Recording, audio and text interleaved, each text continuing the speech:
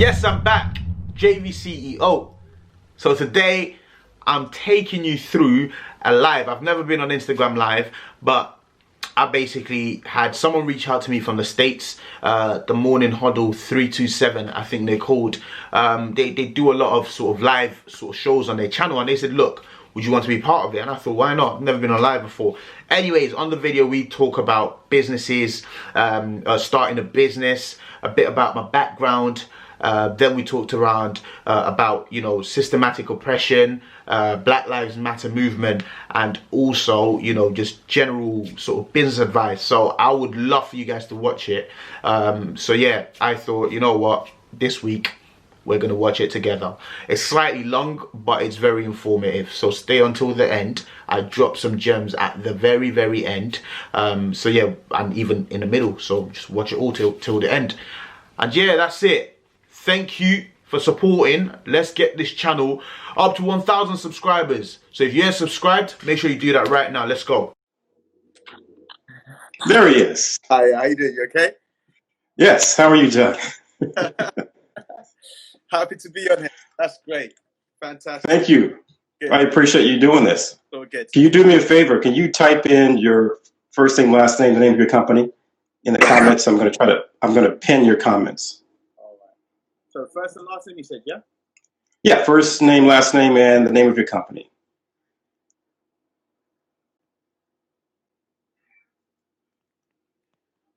I was just telling everyone, this is my very first international podcast. Correct. There you go. Correct. How you doing? You okay? I'm doing well. All right. I'm doing amazing. I'm trying to, you know, I'm just figuring these things out. I haven't been doing this very long. So, Actually, I've only been on Instagram since January. So when you said, oh, okay. I wasn't too sure. I was like, what do I do now? In fact, I don't even know how to pin your comment. So I said I could do it, but apparently I can't. Anyway, we're going to go with it. This is John Victor, everyone. Hello, welcome to the Morning Huddle. As I stated earlier, we have been discussing Black entrepreneurship. Correct. And we are wrapping up the week, and we're going to cross the pond, if you will, to wrap up the week. Joining us from London is John Victor. So welcome to the show, John. Thank you. Thank you. Why don't we start with you telling us about yourself? Tell us your story. Tell us what makes you who you are. Right. So my name is John Victor. My story is probably very similar to what we would call the inner city London, you know, black youth, if you may. Very, very humble beginnings. So I started off, well, we started off all living in a 1-bedroom house. Me, Wow. my brothers, my little sister, my mum, and going to school and putting things together just to get along or get by, if you may. Moving to different areas, and not really feeling as though you're part of any particular community. You know, it's been all over the place growing up. But from a very young age, I believed, I may have been wrong, but I don't think I was. I believed I was quite special, in the sense of in the sense of my mindset. My mindset was very different from my peers, and I realized that, you know, I very much had a mind of my own, and I wasn't being dragged or I wasn't succumbing to what we would call peer pressure. And then, you know, most importantly, I always wanted to make my mum proud. You know, I always wanted to make my mum proud, but more importantly as well, I wanted to not just help myself or my immediate family, but I wanted to help those around me. And I've always been of the opinion that to help people and to help those around you, the best thing you could do for yourself is to become successful. Because until you're successful, you can't really do anything. You know, you can't really reach back to help anyone. And in a nutshell, that's what my journey has been like so far. And here we are now. Got it. Successful, you said. How do you define that? How do you define success? Or can you define success? Yeah. Success, I think a lot of people assume success has a monetary value to it, but I don't believe that. I think success is what you make of it. And what I mean by that would be, say, for example, you know, your life ambition is to travel the world. As you keep traveling the world, you are successful, because that's, you know, that's what you've mapped out your life to be. But I don't think there's a one definition for success. Forget what the dictionary definition is. I don't think there's a definition for success. I think success is what you make of it. But most importantly, I don't think success is a pinnacle. I think that they're different levels of success. So I think, you know, you may be, for example, I am successful now. Would I always remain at this particular stage? Of course not. Maybe in 5 years, I would be a lot further on from where I am at the moment. And that also is success. So there are different levels to success. And Absolutely. You just got Absolutely. I've told my teams over the years that I've led that success is a moving target. Correct. Exactly that. Exactly that. You can never actually catch it. You can never actually pinpoint it, right? Nope. Because the moment you're there, you're raising the bar. Correct. Right? Correct. Correct. Or at least you have to. You have to continually drive yourself and not become content with your, right? I actually had a conversation with a friend of mine, and I was explaining this to him, and I said, look, I have a habit, and the habit is a weird one to me, anyways. But I guess now you've confirmed it. I know it's not too weird, but I might have a target of reaching a certain goal. Before I even get to the goal, once I you know, understand that, you know, it's reachable and I can get to the goal, I would automatically stretch the target. So before I even get there, I'm looking past it and I'm looking to the next thing. So that's why Sure. you say success is a moving target. I totally agree with you. Absolutely. It's also the definition of growth. If you want to grow and continue to grow, you can't give yourself goals that are so achievable, right? Stagnated, correct. Right. So that's important. And what I'm seeing a common theme in the people I'm speaking with is that mindset. You said you felt you were different. You're an independent thinker. You don't succumb to groupthink. No. Right. You can differentiate between what's right and wrong in terms of what's best for you, and not just kind of go along to get along. Correct. And that's what makes successful people, right? Correct. So that's a common theme I'm hearing. What was the inspiration for? First, tell us what you do. Tell us about your company, and the inspiration behind it. So I own my baby. This is what I call it, because I have a few other bits, but I own a coaching and consultancy company, and you know, within JVceo, the coaching and consultancy company is called JVceo, and within JVceo, I offer a range of initiatives ranging from property to business, e-commerce, but also to credit repair. So like I hold like credit masterclasses, like a one-to-one, you know, session, take you through the process of improving your credit. And apologies. I would say that came from an urge to help people, but also an urge or an understanding that I was very different, you know, and I was further along than where my friends were.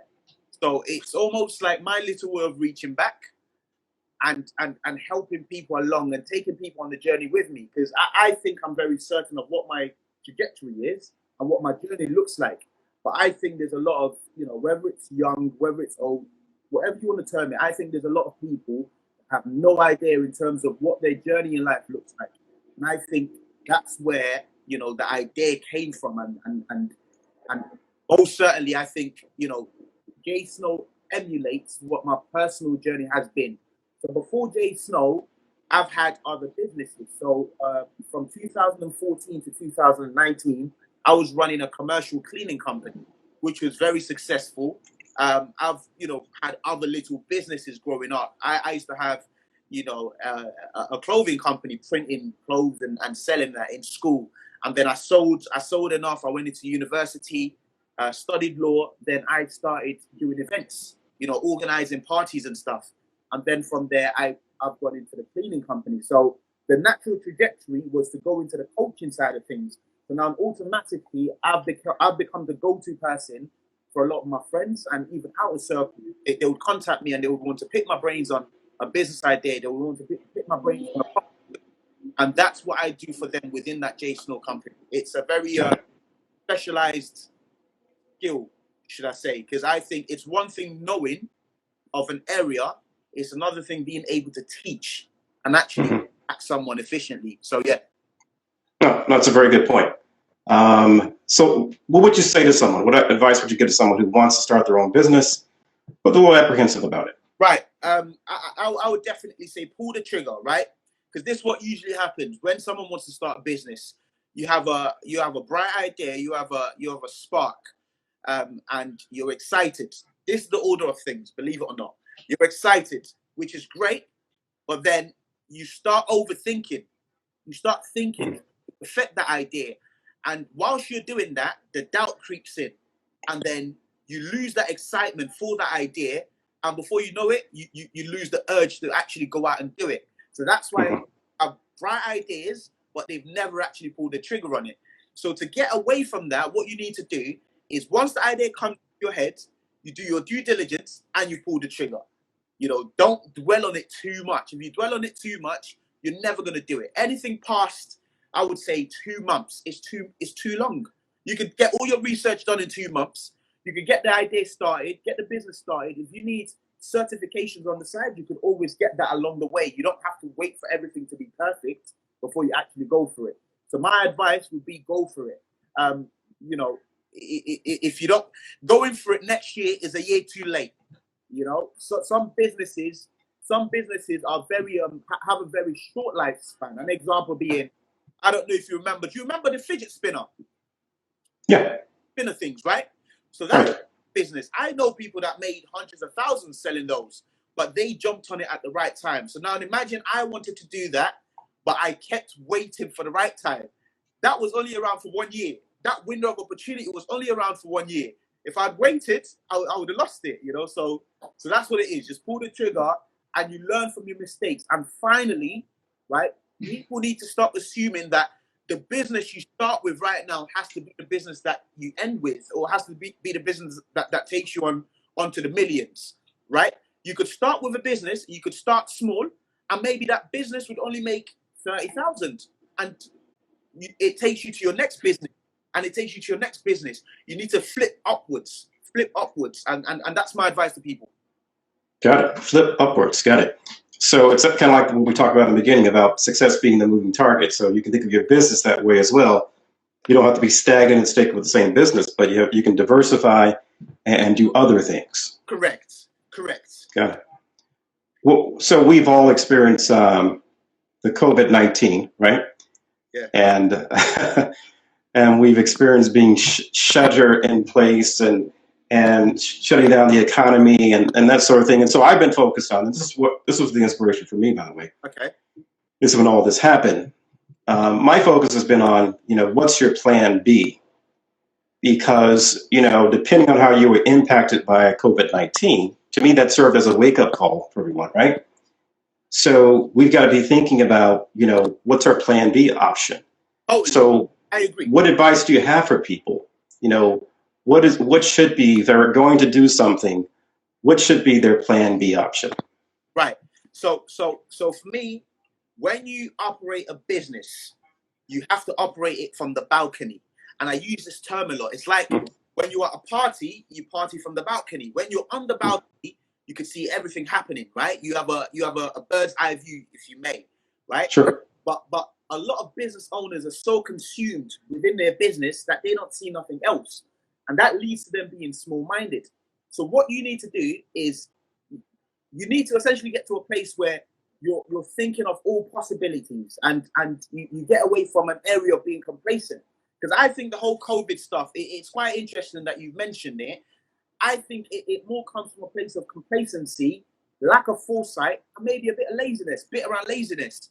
Because, I see a lot of local businesses, for example, that have never maintained an online presence. And it's like, we're not in 2009, we're in 2020. 2020, you should have a business online. It's literally that simple. It's a no-brainer. But I guess people have learned from their mistakes. So that's that. So take yourself away from being complacent. And in addition to that, start to think of different branches to your business. Either that, or start to think of different other businesses that complements the actual business you've got going at the moment. An example myself being, so I own a small portfolio of properties, right? So that complements the coaching and consultancy company, because within the coaching and consultancy company, I teach property, right? So that complements it, and the properties are what I do on a day-to-day basis. So think of how you can spread your business a bit further and get out of your comfort zone, and that's the advice I'd give to people. And most certainly come online as well. You can't not be online in 2020. It's a no-brainer. Absolutely. That's very good advice. If we could, I want to pivot the conversation. Go for it. To the Black Lives Matter movement. Yeah. And how is it being received in London? What's been the reaction in London?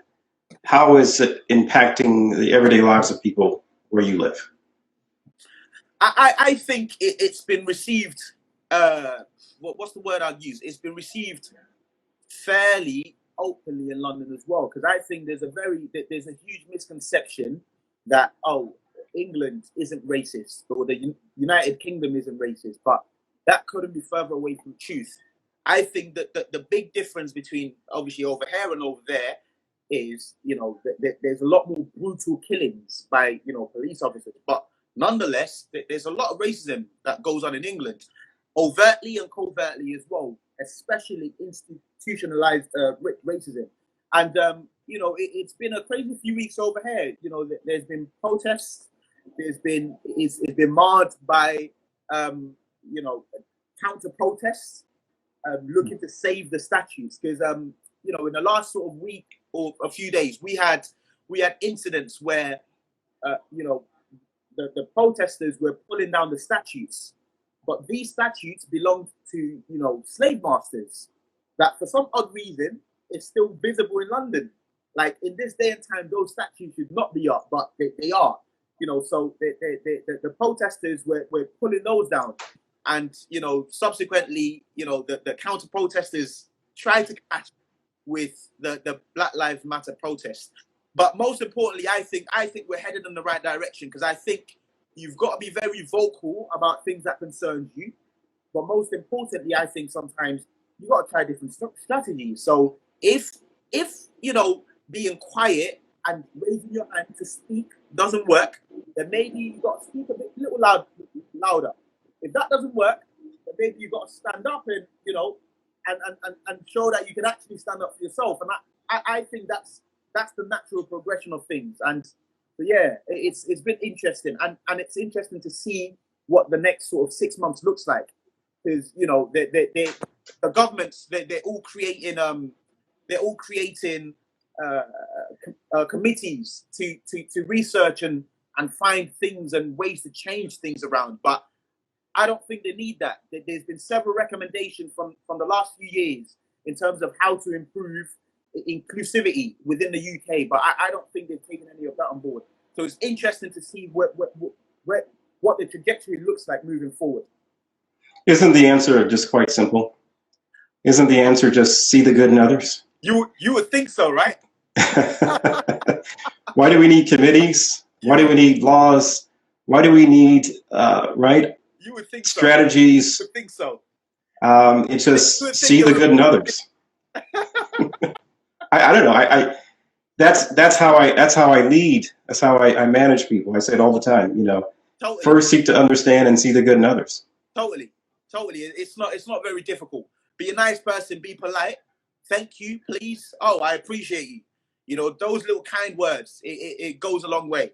And ideally, I would love to get to a place where people actually, when I say don't see color, they don't see color as a way of treating you one way or another. Because I think I understand. That's totally bonkers to me, if you ask. I understand. Because you're going to always visibly see it, that we're different shades and Correct. come from different backgrounds. But I get your point. Correct. I would be remiss if I didn't say happy Juneteenth.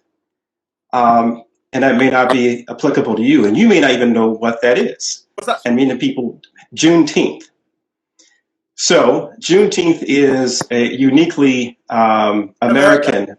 Yeah, it's a uniquely American holiday, and it's not is not celebrated. I shouldn't say it's a holiday. It's actually something that is celebrated within the Black community. What it represents is the freedom of the last slaves from my home state, Texas, two and a half years after the Emancipation Proclamation. So the Emancipation Proclamation was ratified in January of 1963, but Texas still had slaves in June of 1965. So Juneteenth represents the freeing of those slaves, and it's something that has gotten a lot of attention recently. Look into go ahead. Yeah, look into it. Again, it's not something you would probably even have heard of because it's not applicable to where you live and your experience. Believe it or not, it actually popped up on my news feed, but I've been busy, so I haven't actually looked at all. Right. So maybe I would have known what it meant. Well, it's because our president brought it up, and he was ignorant about it. He had to ask a Black CIA officer, I believe, about it because he had no idea. No one in his cabinet knew anything about it. It was sort of interesting. So that's kind of why it's in the news right now. So a negative, I think it can become a positive. Juneteenth. Happy Juneteenth. So what are things like over there then? I mean, has the Say again? calmed down, or is it still? You know, it is. I would say it's temperate. I wouldn't say it's calmed down. I think that the chaos, the violence, the looting has stopped. Okay. So those, nefarious forces that were infiltrating the protests. The movement. Say again? I'm tarnishing the movement. Exactly. They were hijacking it, and I think that has been eradicated. And so now we just have people peacefully marching, with a purpose in mind. And that's how change happens, right? Correct. That's how the civil rights came about. People peacefully marching with a purpose in mind. Totally. Right? So all the looting and all that's gone. But the movement continues. What I'm curious about is, 2 months from now, 6 months from now, what will we be talking about? You see, that's my issue. That's my issue with, I don't think it's just a UK thing. I think it's the new wave. It's the new order of things, right? We have a very, very short memory, and that applies to everything. That music, so, an artist could be very, very liked at the moment, very famous. They've just put out a new sort of album, and maybe it will be taken in for about a month, and then it's off the radar. And that's applicable to the social issues that we have as well. It's almost like a topic for a week, and after a week, everyone sort of goes about their normal business, and there's not really a follow-up action. And I think that's the difference between getting your voice heard or marching pointlessly. It's around the follow-up action. And now, when you even take that into the workplace, for example, let's say as a leader, right? As a leader, when you're leading people, you would usually coach them, and you would wait for and you'd usually follow up with it. You'd follow up with the coaching to make sure that they've understood what the whole coaching was about, right? Without the follow-up, that change would never happen. And it's the same thing on a normal basis. You can't just march and expect to change. There needs to be a follow-up. So now back to your question, in some months, as optimistic as I'd love to be, I'm quite skeptical, because I think that a long time before the 6 months mark is up, everyone would forget about what's just happened, and everyone would go about their normal day. So here's some of the ways in which we began to forget. Companies began to post Black Lives Matter right on their website. It's part of their marketing, right? They take Aunt Jemima off the pancake mix. Uncle Ben's is removed. I'm not sure if you're familiar with these stories. They take down the monuments. They change the names of schools that are named after Confederate leaders, right? All these things begin to happen, right? And so this is how we begin to forget, because the surface issues, those things go away, but the embedded issues remain, right? It's institutional, isn't it? So we don't really deal with the root cause. We deal with the symptoms of it. We deal with the outcomes of racism, but not the root cause. And so it remains. And so we become pacified by the fact that we took the names off the schools, but we really haven't dealt with systemic racism. Have you ever thought, right? Why are all the responses very reactive rather than proactive? If that makes any sense. So same things are happening over here as well. You know, the statues are being taken down. There's a committee now to research all the statues to make sure that, you know, that they're all of, you know, good previous character. But have you thought about it? Why is it very reactive rather than proactive? Yeah. Interesting to know. Yeah, no, that's a good point. I don't have an answer to that, but I can tell you it's interesting. And I'm also fascinated by the fact that people are saying, I didn't know. I had no idea. You know, I've learned so much in those moments. What's telling about people who say that is that you didn't want to know, A, B, or you didn't endeavor to know. So I think if ignorance is it? Yeah, exactly. But also, I mean, you know, you've got the greatest tool right here. You know, you've got the internet right there.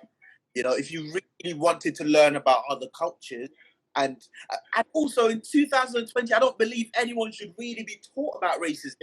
I think that's a very excuse of, you know, excusing yourself away from the real issue. And precisely, I think, you know, there's been certain you know figures that have used that excuse. I genuinely think that when you say, "Oh, I need to learn more," I think you're really a racist, and you've pretty much been caught out, and that's your way of doing what we call damage control or good PR, if that makes any sense. You don't. That makes a lot of sense, right?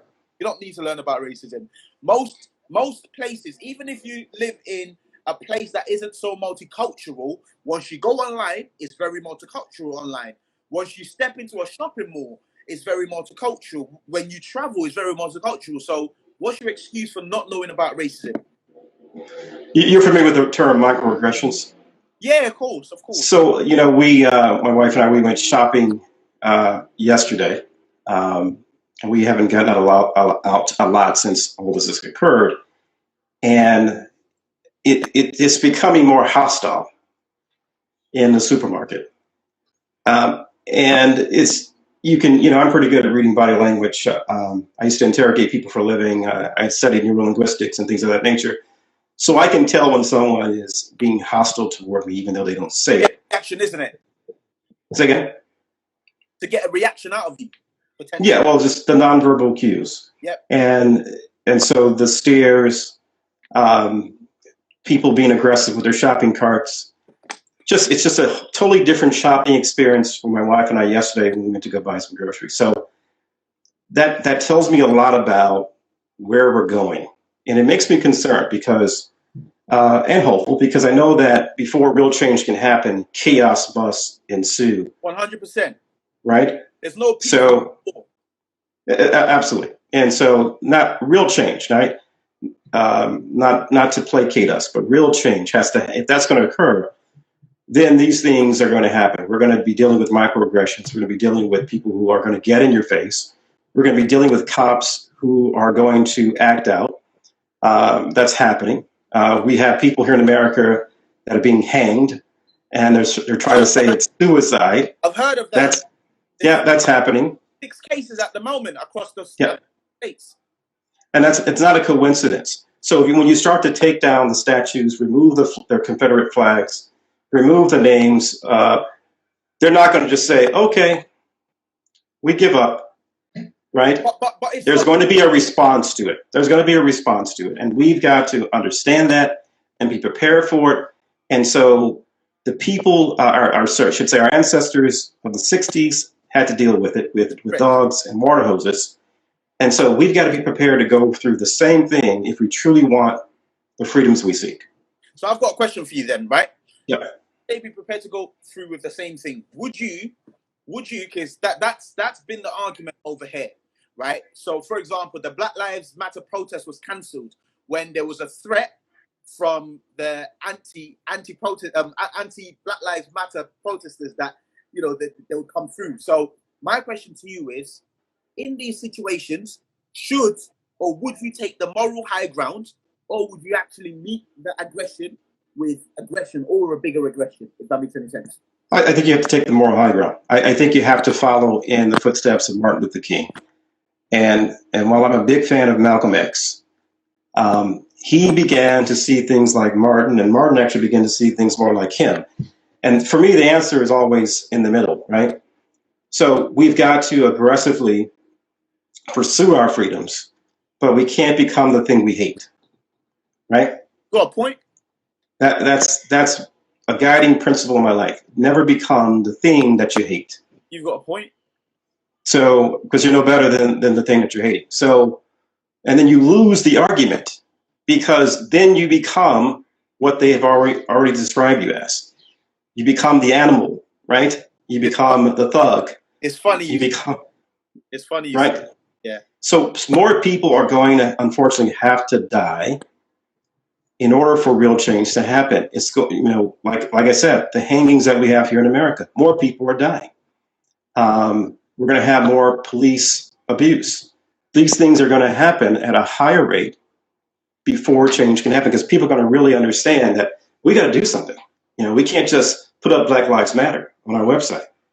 We can't just, hire a couple people or whatever the case may be. We've got to really make change. We got to blow the whole thing up but that's and start over again. That's why I talk about these companies being proactive rather than reactive.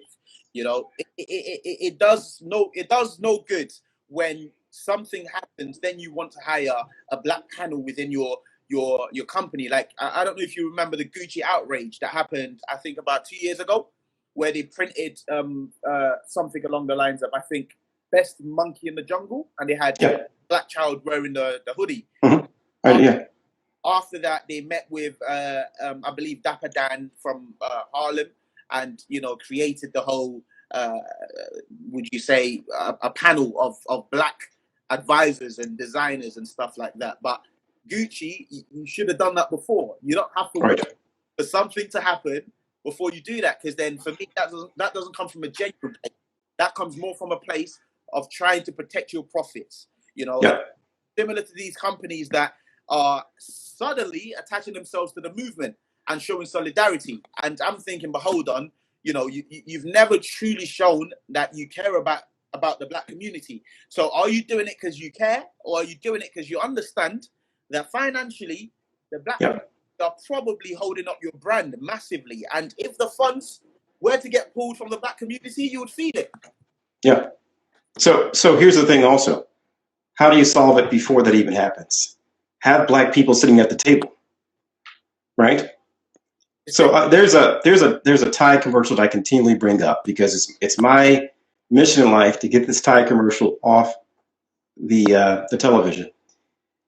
That shows, I'm not sure that you get it in London, but it shows in the beginning a little black toddler stepping on a stool, and she's unattended, and she's reaching for some medication that's left open. Okay, and then it stops. So think about how it registers in your head for just a second. Then it cuts away to a little white toddler who is grabbing for a Tide pod, and the mother is there, and she says no and stops the toddler from getting the Tide pod. And then they break away to the safety container or top for that device. Now, so I want you to think about how African Americans read that and how white Americans read that. We look at it differently. And so I can tell you that there probably wasn't an African American sitting at the table when they put that commercial together, because I'm thinking, look at the messages we're sending to people. We have this little African American toddler, unattended. What does that say? Yeah. That reinforces stereotypes, right? Stereotypical. Right? No one who's caring for the little black children, right? And she's going and she's being endangered by that fact that she's going to go and get into the medication of, I would assume it's the grandparent, because it's medication, which reinforces another stereotype that grandparents have to raise the children right? Right. And does she die? What's her fate? We don't know. We don't know what happens to her, but we know that the white child was saved and taken care of. And if I'm looking at it perhaps as a white person, I'm thinking, oh my God, I don't want to be like this parent A. I want to be like parent B. Let me go and get that Tide Pod with the safety cap on it, right? Because that's imperative. And so those subliminal messages get driven into our heads. And this is how marketing works, right? And it's very effective. Effects, doesn't it? Say it again. Over time, it causes, Absolutely. Yeah, totally. It takes absolutely over time. 100%. And I had last week, I focused on mental health. She was on the show. I'm not sure if she's still on. And we talked about 246 years of slavery, Reconstruction, Jim Crow, mass incarceration, institutional racism, right? Right. Boom, boom, boom, boom, boom. What are the mental implications of experiencing that? And then all the microaggressions you have to deal with, and the subliminal messaging you have to deal with. What's the mental health ramification of that? So we spent some time on that. Check out the podcast, if you will. We discussed that last week. But it's fascinating when you think about it, is that people like yourself can progress beyond that because you're an independent thinker and you don't necessarily classify yourself with a group that has so many, or relates to that kind of caricature, if you will, right? So people like yourself, like me and others, we can kind of move beyond that, but not everybody can. Not everybody, right? Not everybody can. So mental health is an issue in the Black community. I agree. And which is why we have so many issues. Not either. It's not really spoken about. And I think it's unfortunate that there is this expectation that, especially for men, Black men should be strong and protectors and so on and so forth, which that's fine. But at the same time now, if you are going through things, you're very cautious actually speaking about it because you're automatically not fitting into the box that's been created for the Black man of being strong and just being strong. But yeah, I totally agree. It needs to be spoken about more, most certainly. Absolutely. All right, listen, we're getting close to our time here. Questions from anyone out there before we wrap up? Does anyone have a question for John Victor, who has joined us all the way from London? Correct. And make sure you go and follow the Instagram page. I'm more active on the business one, which is JAEYSNOW. I look forward to catching up with you guys. Very good. Listen, John, thank you for joining me. This was a great conversation. It was a brilliant conversation, most certainly. And again, it's good to hear. It's my first time being alive. Oh, is it really? Alive. You are natural. Hey, it was good to hear the perspective. Used me to it, so I'll probably try it again another time. Okay. It was good to hear the perspective of someone from an from a Black person living in London. You're not African American. Right. I apologize. But a Black person living in London, it was good to hear your perspective and how you view the world, how you see things, but more importantly, how you've become successful in your life. And that's the message I want people to hear. We're not just talking about these issues from a position of victimhood. We're talking about how we survive it and how we come out of it better, right? You need to take ownership. You need to take ownership. Eliminate the excuses and understand that at the end of the day, the only person that could, make it for you is you. The only person that could really push through and push past that barrier, because there's a pain barrier, right? And I probably pushed past my pain barrier, I would say about 4 years ago. Once you push past the pain barrier, it becomes a lot easier. I don't know if you go for jogging, if you run, you'd know exactly what I'm talking about. Probably, oh yeah, absolutely. Your lower back, your legs. But once you push past that, it becomes a lot easier. It's the same thing with business. So you need to push past the pain barrier. And I think you know, a lot of people haven't had their first failures yet. And, you know, they're so apprehensive to have that. But embrace it. Embrace that and let that give you the fuel for the next stage in life. If that makes any sense. Yeah, it does. You know, I feel like every time I do these, I get a little bit smarter. And today is no different. So thank you for enriching me and for the audience as well. And so a real pleasure. I appreciate it.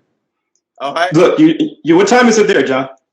It is 4:45 p.m. Okay, got it. Well, you enjoy the rest of your day, whatever's left of it. Have a good evening and a great weekend. And happy Juneteenth again. All right. Bye-bye. Bye. Take care.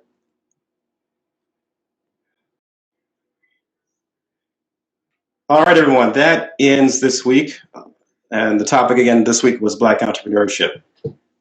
We've had some great discussions, so please check out the podcast on my Instagram account. So everyone have a good weekend, and we'll see you again soon.